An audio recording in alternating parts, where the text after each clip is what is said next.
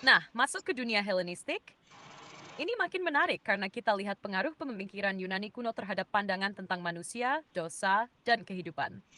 Dalam pemikiran Helenistik, terutama sejak masa Plato dan para filsuf sesudahnya, pandangan tentang manusia sangat berbeda dari narasi Alkitab.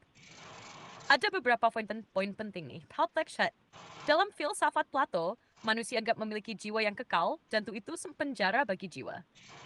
Nah, jadi masalah manusia bukan dosa seperti dalam Alkitab, tapi ketidaktahuan keterikatan pada dunia materi. Keselamatan dalam pandangan mereka bukan melalui penebusan, tapi melalui pencerahan akal budi, mengenal kebenaran sejati, dan melepaskan diri dari ilusi dunia fisik.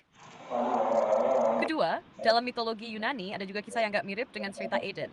Contohnya kisah Prometheus. Wanam Suwati, Wanturimaiden dan Menkinshrak Lechuted Kakshasni. Akibatnya, ia usias. Lalu sebagai balasan, Zeus menciptakan Pandora dan kotaknya. Ketika kotak berada plus, semua penderitaan dan anasul terjahat tentang desa. Nah, di sini kita juga lihat motif pelanggaran terhadap kehendak ilahi yang membawa penderitaan bagi umat manusia. Tapi perbedaannya mencolok. Dalam mitos Prometheus dan Pandora, dewa-dewa bertindak karena dendam atau manipulasi. Ada konsep kasih, anugerah, pemulihan. Dalam kejadian, justru setelah manusia jatuh, Allah masih memberikan pengharapan, bahkan langsung menjanjikan keturunan perempuan yang akan menghancurkan kepala ular. Kejadian 3:11. Ketiga, dalam pengaruh Helenistik yang lebih berkembang, seperti dalam Gnosticisme yang muncul belakangan, dunia fisik dianggap jahat, dan keselamatan datang dari rahasia pengetahuan. Gnosis.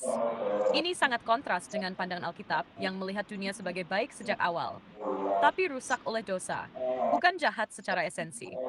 Jadi secara singkat, pandangan Helenistik melihat masalah manusia sebagai masalah pengetahuan dan keterikatan pada materi, sementara Alkitab melihatnya sebagai masalah relasi dengan Allah yang rusak karena dosa.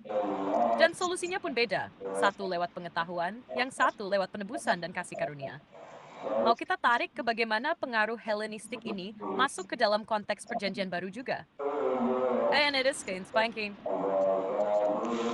Lalu bagaimana pandangan filsafat ketimuran mengenai pengusiran ini? Wah, ini makin kaya nih pembahasannya. Jadi sekarang kita masuk ke filsafat ketimuran, termasuk pandangan dari India, Hindu, Buddha, Tiongkok, Taoisme, dan mungkin Jepang juga.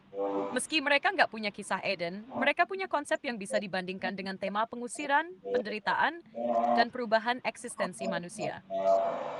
Dalam